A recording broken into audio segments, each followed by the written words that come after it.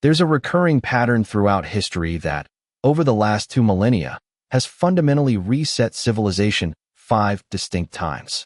We're not talking about mere reforms or minor adjustments. We're talking about a complete reset, a total erasure of debts brought about by hyperinflation, a grand jubilee, or the ravages of war. Consider these pivotal moments: ancient Rome in 33 AD, medieval Europe in 1347, revolutionary France in 1789, Weimar Germany in 1923, and post-war Europe in 1953. 5 different instances, each employing a unique method of debt annihilation, yet all following the exact same 6-stage sequence leading to total financial wipeout. In every case, the mounting debts initially appeared manageable, leaders confidently pledged that they could be repaid, and mathematicians, time and again, demonstrated the absolute impossibility of such repayment. Nevertheless, each time, the debt was ultimately eradicated, devastating the hard-earned savings of ordinary citizens and orchestrating a transfer of wealth so immense that today's billionaires would pale in comparison. Fast forward to 2025. Global debt has now soared to an astonishing 335% of global GDP. This translates to a staggering $300 trillion in total debt set against an annual global economic output of just $90 trillion. The United States alone shoulders a federal debt of $36 trillion, complemented by $1. $7 trillion in student loans, $1. $6 trillion in auto loans, $1. $2 trillion in credit card debt, and $11 trillion in corporate debt.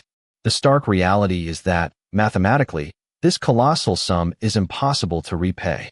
We currently find ourselves entrenched in stage 3 of this very same 6-stage pattern, a sequence that has unfolded with chilling predictability 5 times before. The only remaining question is the specific catalyst for this inevitable reset. Will it be hyperinflation, which would utterly decimate our currency, a government-mandated jubilee, which would wipe out creditors, or a catastrophic war, physically destroying enough of the system to render all existing debts irrelevant? This isn't some dire prophecy. It is simply pattern recognition at its most profound. Allow me to illustrate precisely how this transpired 5 times before, why it is unfolding once more in our present moment, and what these implications mean for every dollar you've diligently saved, every debt you carry, and every asset you believe you truly own. Before we delve into these historical precedents, it's crucial to grasp the true nature of a debt jubilee and why it's not merely a policy option, but an unavoidable mathematical necessity. A debt jubilee involves the complete or partial cancellation of debts across an entire economy.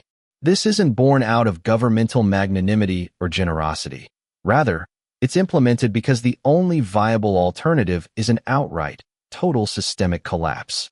When the aggregate debt in an economy swells to a level where it becomes mathematically impossible to service or repay, an inevitable breaking point is reached.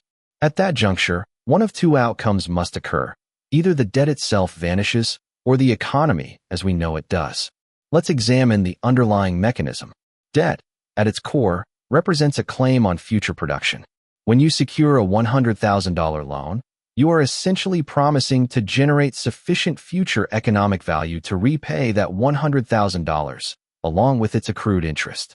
Similarly, when a government incurs $36 trillion in debt, it is implicitly promising that future generations of taxpayers will produce enough to honor that commitment. But there is an intrinsic limit to this capacity.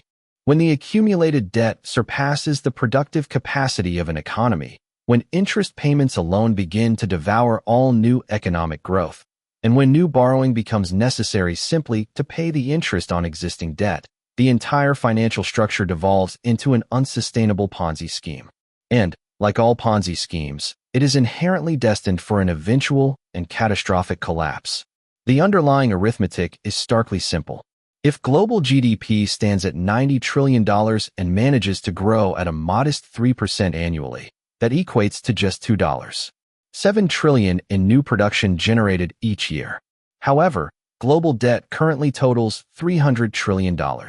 This method involves the massive, widespread destruction of physical capital, often accompanied by millions of lives lost and pervasive societal chaos.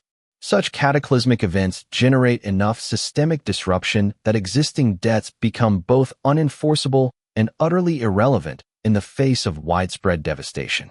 Every major debt crisis throughout history has ultimately been resolved through one of these three methods. There is no mystical fourth option, because when the immutable laws of mathematics dictate that the debt cannot be repaid, reality itself enforces that mathematical truth, irrespective of any promises or assurances made by politicians. Now, let me walk you through the precise six-stage pattern that invariably leads to this endpoint every single time it has played out. Stage 1. Credit expansion creates prosperity illusion. Every debt crisis, without exception, originates in precisely the same manner, with an era of easy credit that artfully crafts the illusion of widespread prosperity. People are encouraged to borrow and spend liberally, and the economy, fueled by this liquidity, appears to boom. Governments, eager to claim success, eagerly point to this apparent growth as irrefutable proof that the debt being incurred is productive and beneficial. Yet, it is not genuine, sustainable prosperity. It is, in essence, a strategic borrowing from the future, mortgaging tomorrow's potential for today's fleeting gratification. Ancient Rome, 10 to 30 AD *, following the establishment of the Roman Empire by Augustus, Roman credit markets experienced an explosive expansion. Wealthy patrician families enthusiastically lent money to plebeians, to burgeoning merchants, and even to other patricians. The Roman elite engaged in a relentless competition of conspicuous consumption, with senators borrowing vast sums to fund extravagant gladiatorial games and ambitious governors incurring debt to secure their positions through bribery. The economy, on the surface, seemed to be thriving. New construction flourished, trade expanded across the vast empire, and luxury goods streamed into Rome. However, this growth was fundamentally illusory.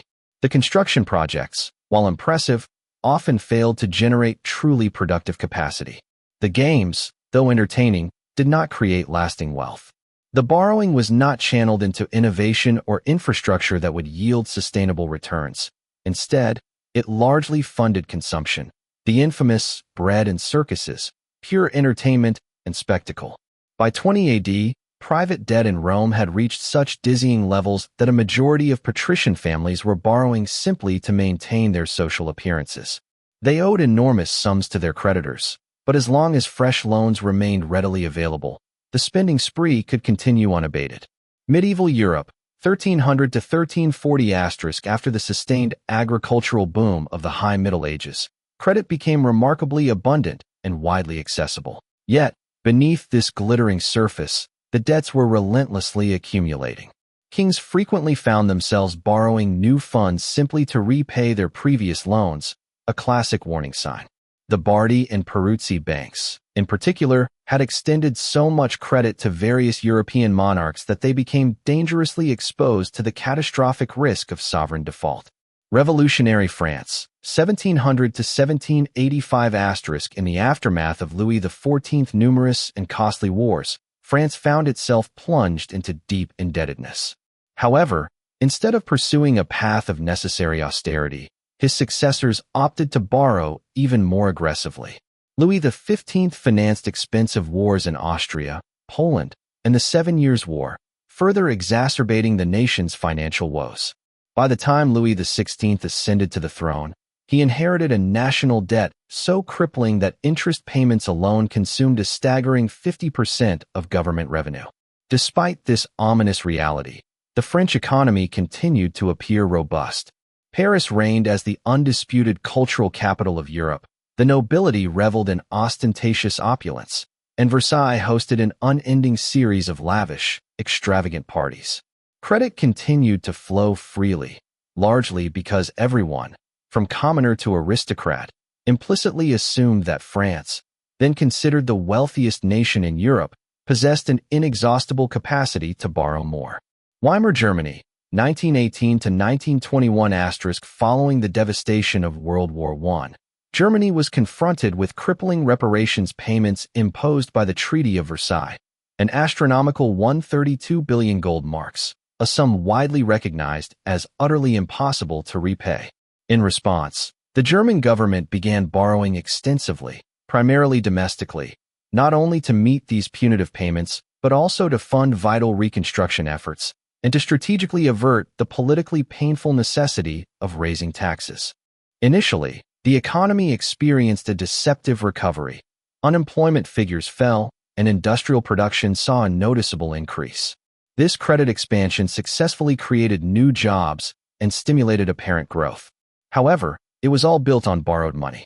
This money was not backed by real, sustainable economic output.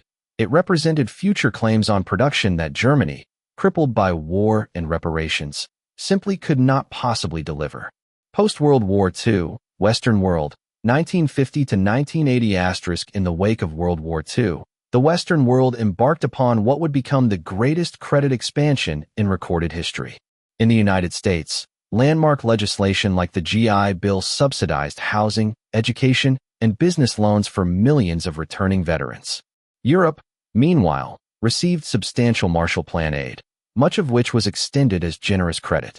This influx of credit became the engine driving the extraordinary post-war economic boom. This slowdown occurs because an ever-increasing proportion of available resources is systematically diverted away from productive investments, which would otherwise stimulate future growth, and instead funneled directly into the mere servicing of existing debt obligations. Ancient Rome, 30 to 33 AD*. By the early 30s AD, under the reign of Emperor Tiberius, private debt throughout Rome had escalated to truly unsustainable levels. While the precise ratio of this debt to GDP isn't calculable, primarily because the Romans lacked a concept of modern GDP measurement, contemporary accounts vividly describe debt levels as both universal and crushing. Prominent senators owed millions of sesterces, merchants found themselves unable to repay their loans, and even many wealthy families, on paper, were deeply insolvent. The entire Roman economy was dangerously leveraged far beyond its inherent capacity to produce real wealth. Medieval Europe, 1340 to 1345 *. By 1340, European sovereign debt had reached a critical, crisis-inducing point. Edward III of England, for instance, owed the powerful Italian banks more than his entire kingdom's annual revenue. France, too, had accumulated similarly colossal debts. The major banking houses, particularly the Bardi and Peruzzi, found themselves precariously exposed to defaults totaling more than 10 times their combined capital reserves. Predictably, the credit market began to seize up, experiencing a severe freeze. Banks abruptly ceased new lending, and interest rates, in response to the heightened risk, spiked dramatically. Kings who had effortlessly borrowed for decades suddenly discovered that new creditors were nowhere to be found. Revolutionary France, 1780 to 1788 *. By 1788, the French national debt had swollen to such an extent that interest payments alone consumed an astonishing 60% of government revenue. The total national debt was conservatively estimated at 300% of the government's annual income, not GDP, but merely government revenue, which at the time represented perhaps 10% of the entire economy. This implies that the overall debt was potentially as high as 30% of GDP, an absolutely enormous figure for the 18th century. The government made desperate attempts to borrow even more, but creditors were rapidly growing nervous and cautious. Consequently, interest rates continued to climb, further increasing the cost of borrowing and demanding an even larger portion of the already strained revenue merely for interest payments, creating a self-reinforcing debt spiral. Weimar Germany, 1921 to 1922 *. By 1921, Germany's total debt, encompassing both domestic obligations and the crushing reparations, had catastrophically exceeded 400% of its GDP. The reparations alone, totaling 132 billion gold marks, dwarfed Germany's annual GDP, which was perhaps 30 billion marks. This debt was undeniably and utterly impossible to service. The government, facing an intractable problem, resorted to continuously borrowing from the Reichsbank, Germany's central bank, simply to make its payments. However, the debt was growing at a pace far outstripping the economy's ability to expand. At this point, Stage 2 was fully complete, and the system was clearly heading for disaster.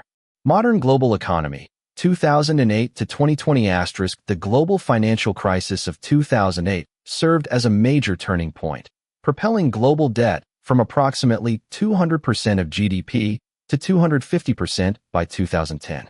Crucially, instead of initiating a much-needed deleveraging process, governments and corporations globally chose to borrow even more aggressively. By 2020, even before the onset of the COVID-19 pandemic, global debt had already reached an alarming 320% of GDP. Then, the pandemic struck, prompting governments worldwide to inject an unprecedented $17 trillion in emergency spending. Consequently, by 2022, total global debt had surged to a staggering 350% of GDP. We had crossed the critical 250% threshold back in 2010 and have only continued to accelerate deeper into debt ever since.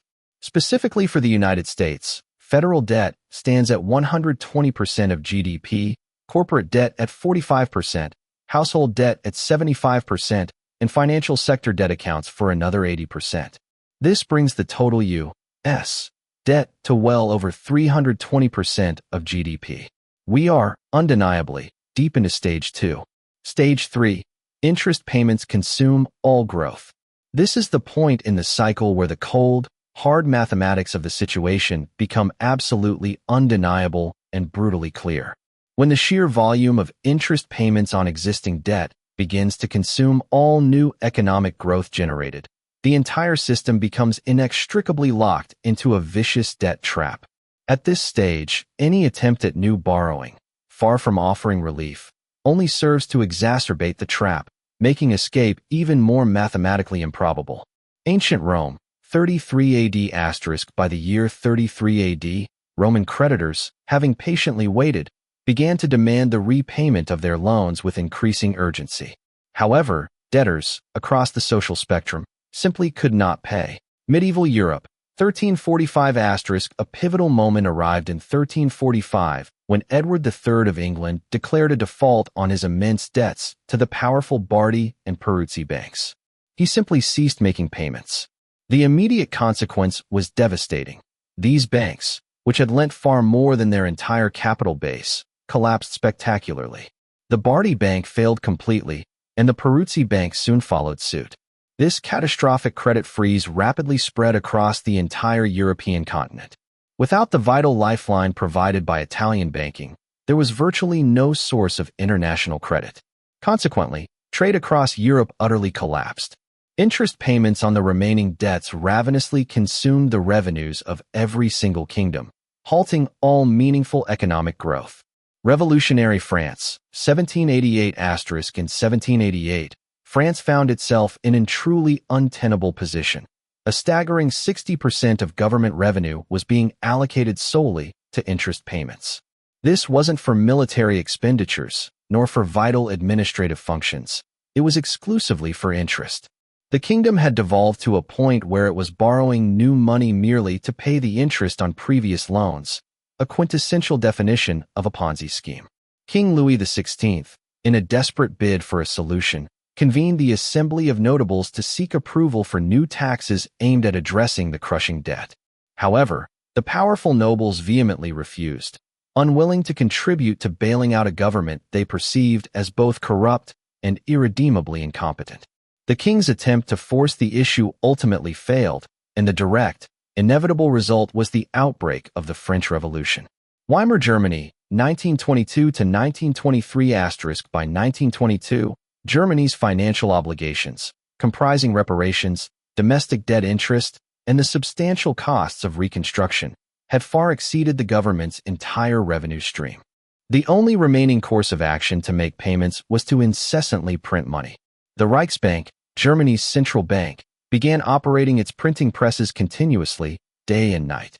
Inflation, initially slow and insidious, rapidly accelerated into hyperinflation. Prices for goods and services doubled, then doubled again within hours. The currency was losing its value faster than the government could physically print it. The savings of millions were being utterly destroyed, yet the underlying debts were still denominated in gold marks. This meant that, in real terms, these debts were actually growing. Even as the paper marks used to pay then became utterly worthless. Modern global economy, 2020 to 2025 *. Currently, the United States is allocating approximately $900 billion per year solely to interest payments on its national debt. This critical stage is characterized by creditors beginning to aggressively demand repayment, debtors starting to default en masse, and the once resilient financial system beginning to visibly crack under the immense pressure, threatening to fracture completely. Ancient Rome, 33 AD*.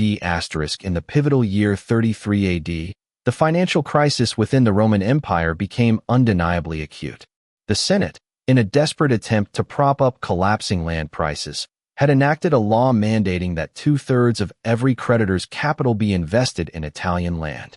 However, this measure proved futile, as no one was willing to lend money to purchase land in such a volatile market. Debtors who were unable to repay their obligations faced aggressive prosecution, leading to prisons overflowing with those trapped by their debts. The crisis reached its terrifying crescendo when major patrician families, including esteemed senators, were publicly exposed as being completely insolvent. They owed more than they possessed. The Roman elite, the very pillars of society, were effectively bankrupt. The debt, beyond any doubt, was mathematically unpayable. Medieval Europe, 1347 *. Following the catastrophic collapse of the Bardi and Peruzzi banks in 1345, European monarchs, desperate to avert total financial ruin, attempted to restructure their burgeoning debts. Creditors, resigned to their fate, ceased expecting payment and began to formally write off their loans. The entire financial system was, for all intents and purposes, functionally bankrupt. Revolutionary France, 1789 *. By 1789, France's national debt had grown to such a monumental scale that, when accounting for both interest payments and essential government operations, it consumed a staggering 100% of all tax revenue. The numbers were not hidden, they were public and transparent. Anyone with a modicum of financial understanding could plainly see that even if France completely abolished its military, halted all public works projects, and fired every single government employee, the nation still could not possibly repay its debt. Jacques Necker, the finance minister, courageously published these damning figures in an attempt to compel sweeping tax reform. Instead, his revelations served to unequivocally prove that the system was utterly insolvent. The debt, it was clear, could not be paid. The Third Estate, representing 98% of the population, vehemently demanded that the government default on the debts owed to aristocrats and foreign creditors. The aristocracy, however, vehemently refused, primarily because they were the very creditors whose wealth would be wiped out. Weimar Germany, 1923 *. By mid-1923, the Weimar government was printing trillions of marks every single day. The national currency had become literally worthless. A simple loaf of bread could cost billions of marks. Everyone, from the highest-ranking official to the humblest citizen, knew it. The creditors knew it. The debtors knew it. The math no longer added up, and the system was fundamentally broken.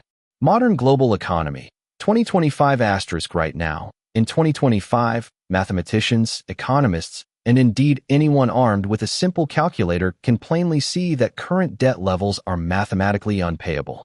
The United States, for instance, would need to generate budget surpluses of an unprecedented $1 trillion per year for 36 consecutive years just to pay off its national debt, all while simultaneously meeting $1 trillion in annual interest payments. This would necessitate either tax increases of 50% or spending cuts of a staggering 70%. Realistically, neither of these options is politically feasible in a democratic society.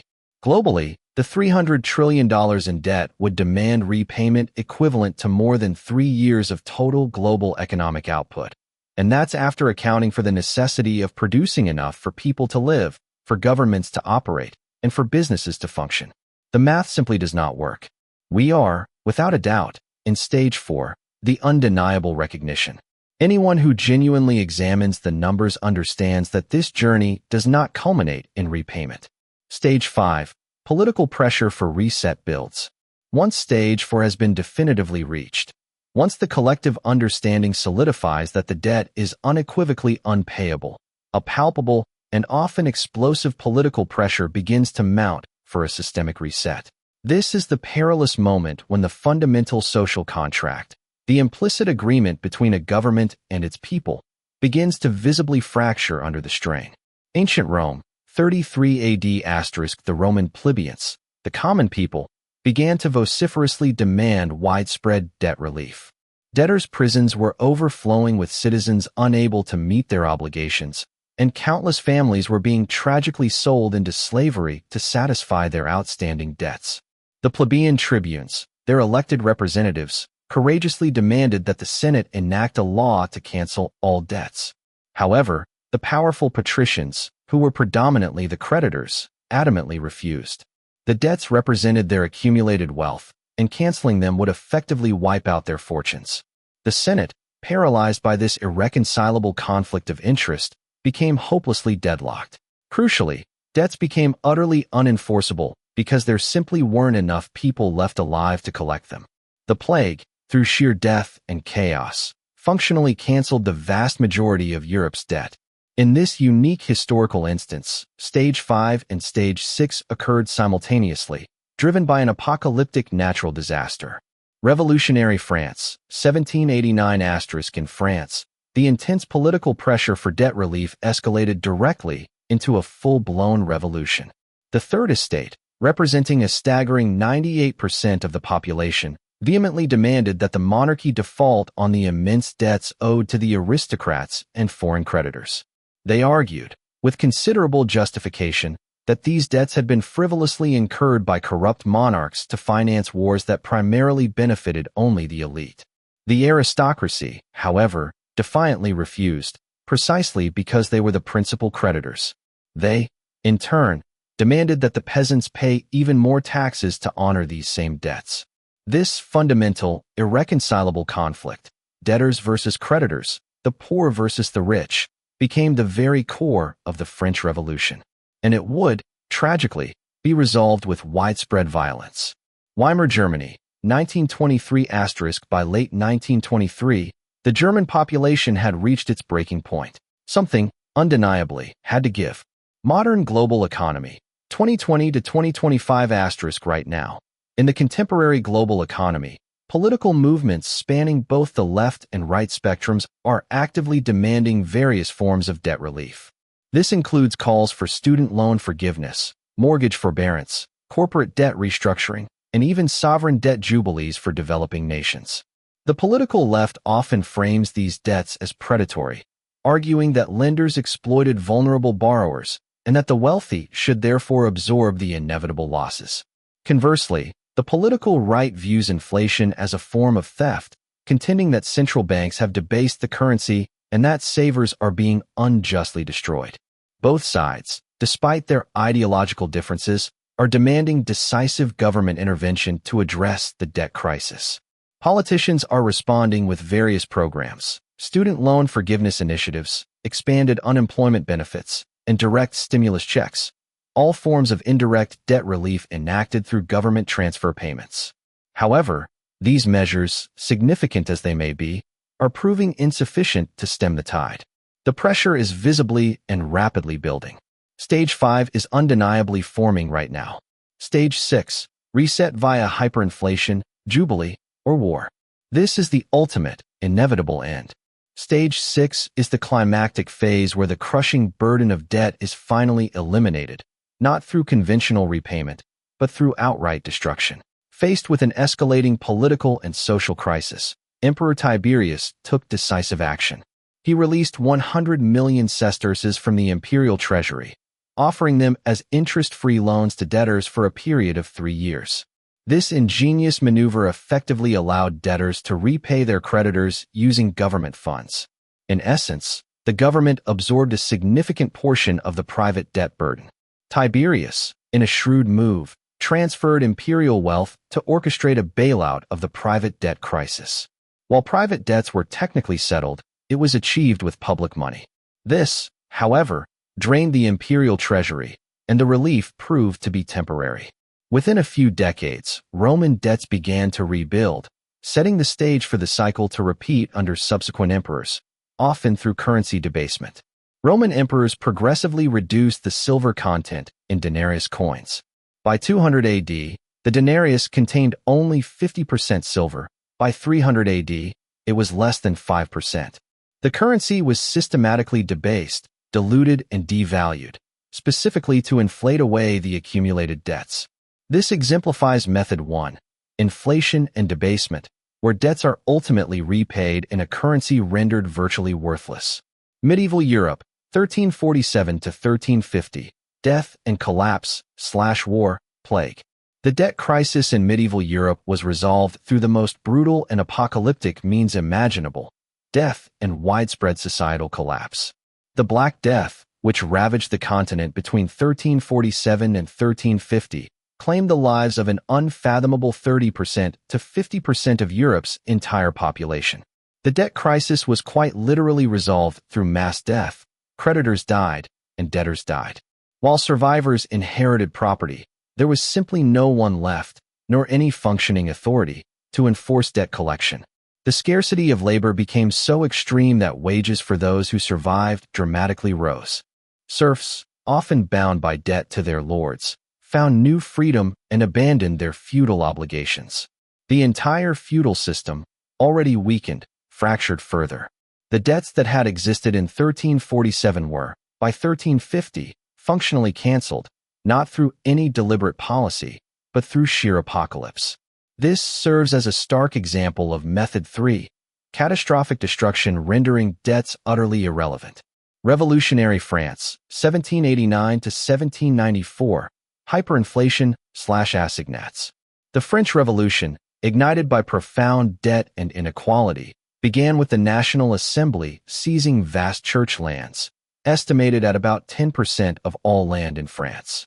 The Weimar Republic in Germany offers another stark historical parallel from 1923. In November of that year, hyperinflation reached its terrifying peak.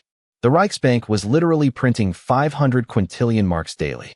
A mere single US dollar was at one point equivalent to an incomprehensible 4.2 trillion German marks. Prices were doubling every few days, creating an absurd reality where workers were paid in wheelbarrows full of cash, only to rush out and spend it immediately because, by the next day, its purchasing power would have been halved. Savings accounts became utterly worthless. A lifetime of diligently accumulated savings couldn't even buy a loaf of bread. Yet, amidst this widespread financial ruin, the debts were indeed wiped out. Anyone who owed money found themselves paying it back with worthless marks. Mortgages, business loans, personal debts, all were effectively erased. The primary casualties of this economic maelstrom were the creditors, the savers, and the bondholders. The middle class, the backbone of society, was utterly destroyed. In December 1923, Germany was forced to introduce a new currency, the Rentenmark, prudently backed by land and industrial assets. One Rentenmark was set equal to a staggering 1 trillion old marks, and the former currency was officially declared worthless. The slate was wiped clean. This demonstrates Method 1, hyperinflation, a complete erasure of debt through the deliberate destruction of currency's value. Now, let's consider post-World War II Europe, specifically from 1945 to 1953, and the concept of a negotiated jubilee, exemplified by the London Debt Agreement. After the devastating conflict of World War II, Germany, now primarily West Germany, faced an insurmountable burden of debts stemming from war reparations, reconstruction loans, and pre-war obligations. Recognizing the lessons of history, particularly the punitive reparations imposed after World War I that arguably fueled hyperinflation and extremism, the Allied powers, spearheaded by the United States, convened the London Debt Agreement in 1953. Through these crucial negotiations, they agreed to a remarkable 50% reduction in Germany's debts. Half the debt was simply canceled outright. The remaining half was thoughtfully restructured with very low interest rates and extended repayment terms, critically tied to Germany's actual ability to pay. This was a true jubilee. Creditor nations deliberately agreed to absorb substantial losses to enable Germany to rebuild and stabilize. The US, UK, and France collectively wrote off billions of dollars. The debt was cut in half by mutual agreement. Why such an unprecedented act of forgiveness? Because they had learned from the disastrous outcome in Weimar Germany. They understood that crushing debt loads inevitably lead to hyperinflation, political extremism, and ultimately, war. The London Debt Agreement was a proactive measure, specifically designed to prevent the rise of another destructive force like Hitler by ensuring Germany's debts were manageable and payable. This is Method 2, a negotiated jubilee, where creditors accept losses, debts are canceled, and the entire system is reset for future stability. Let's now apply these 6 historical stages to the present day, focusing on the United States and the global economy. Stage 1. Credit expansion creates prosperity illusion, 1980 to 2008. This period, often dubbed the Great Moderation, saw an unprecedented expansion of credit. Credit cards, mortgages, student loans, corporate debt, and sovereign debt all massively expanded. The economy appeared to grow robustly, and living standards visibly rose. It certainly seemed like genuine prosperity, but in reality, it was largely driven by leverage. Check. This stage is completed. Stage 2. Debt reaches 250% plus of GDP, 2008 to 2020. The global financial crisis of 2008 pushed global debt to 250% of GDP. Instead of deleveraging, governments worldwide borrowed even more by 2010. By 2020, global debt had climbed to 320% of GDP. The COVID-19 pandemic further accelerated this, pushing it past 350%. Check. This stage is completed. Stage 3. Interest payments consume all growth, 2020 to 2025. We are currently in this critical stage. U.S. interest payments are rapidly approaching $1 trillion annually. Globally, interest on the staggering $300 trillion debt, at an average rate of 3%, equates to $9 trillion annually. When global GDP growth stands at only $7 trillion, the math simply doesn't add up. The system is consuming itself. Stage 6. Reset via hyperinflation, jubilee, or war, coming. We have not yet fully entered Stage 6, but Stages 1 through 5 are either fully complete or nearing completion. History unequivocally demonstrates that Stage 6 typically follows within 3 to 7 years of reaching Stage 3. Given that we entered Stage 3 in 2020, Stage 6 could realistically arrive between 2023 and 2027. We may already be witnessing its early manifestations. Based on these historical patterns, we can predict which method of debt erasure is most probable. Method 1. Hyperinflation. This is the most likely path for the United States. It won't necessarily be an immediate, Weimar-style hyperinflationary collapse, but rather a prolonged period of high, persistent inflation, perhaps 10% to 20% annually for a decade. This sustained inflation slowly, insidiously erases the real value of debts while maintaining the convenient fiction that they are indeed being repaid. The government avoids an outright default. It will technically pay its $36 trillion debt, but it will do so with dollars that have 50% to 70% less purchasing power than today. Creditors will lose significant purchasing power, and savers will be systematically destroyed. Yet, on paper, the debt will have been repaid. We have already seen the beginnings of this process, with 7% to 9% inflation in 2021 to 2022. Using methodologies from the 1980s, real inflation was arguably 15% plus during that period. This is the clear onset of Method 1. On a global scale, discussions are ongoing regarding jubilees for developing nations, such as the over $300 billion in African debt to China. While China forgiving this debt is unlikely, such an action would undoubtedly be a jubilee. More probable is a coordinated default, which functions in much the same way. Method 3.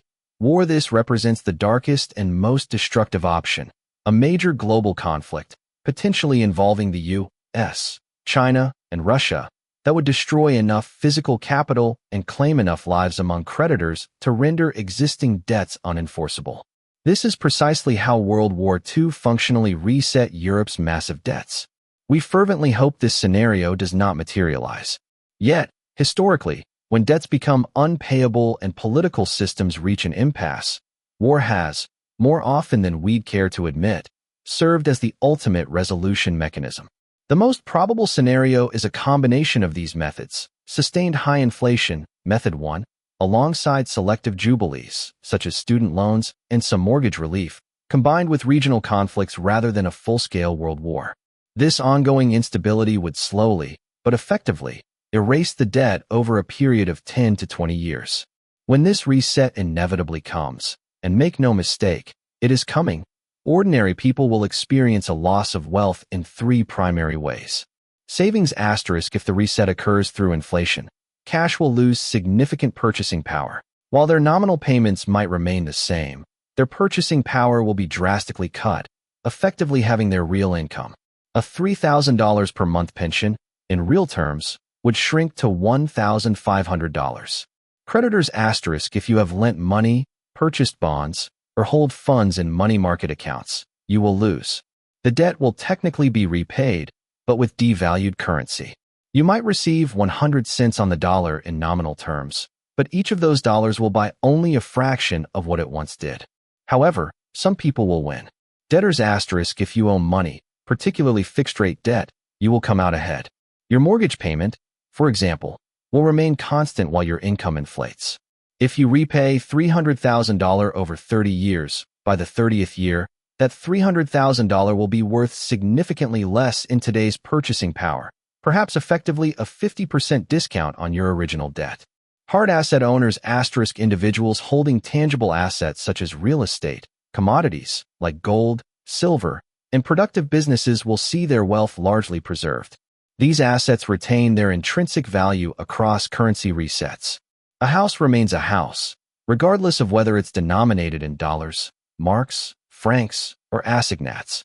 Its true value lies in its utility, not its numerical price tag. Those who see it coming asterisk. This is arguably the most crucial point.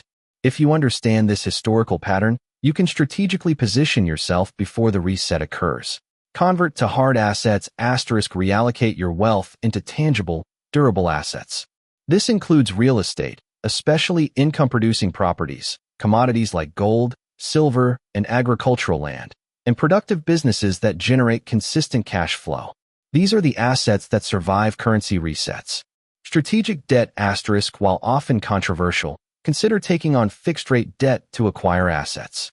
A 30-year mortgage at 6%, for example, can become an incredible advantage if inflation consistently runs at 10% to 15% for the next decade. You would be borrowing money that will inflate away, while the underlying asset simultaneously appreciates in value. Watch the indicators asterisk. Diligently track real inflation rates using independent sources such as shadow stats. Pay close attention to bond yields. If 10-year Treasury yields surge significantly above 6% to 7%, this is a strong signal that creditors are demanding higher returns because they perceive substantial inflation risk. This indicates we are entering stage 6. Each time, the specific method of erasure differed, but the underlying pattern remained consistent. 6 stages from credit expansion to debt erasure. And every single time, the individuals who truly understood this pattern positioned themselves strategically before its completion. They held hard assets, avoided being creditors, and consequently survived and thrived while others lost everything.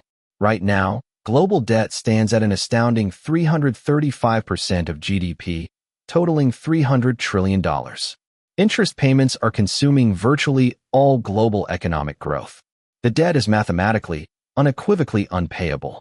We are currently in stage 3, rapidly progressing towards stages 4 and 5. Stage 6 is not a possibility. It is an inevitability. The only remaining question is whether you will recognize this pattern before it fully plays out, or if you will be left holding cash, bonds, and savings accounts when the inevitable reset occurs. History provides a crystal-clear answer about what comes next. The debt will not be repaid in full. Instead, it will be erased, through inflation, through a jubilee, or through war.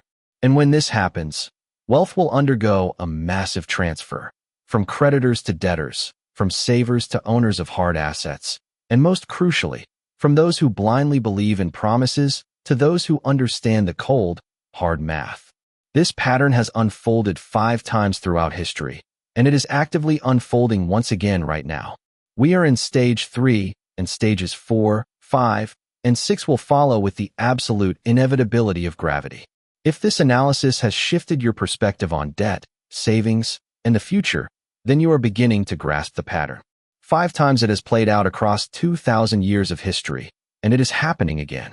Because when the reset comes, you will want to have understood it before it happened, not afterwards.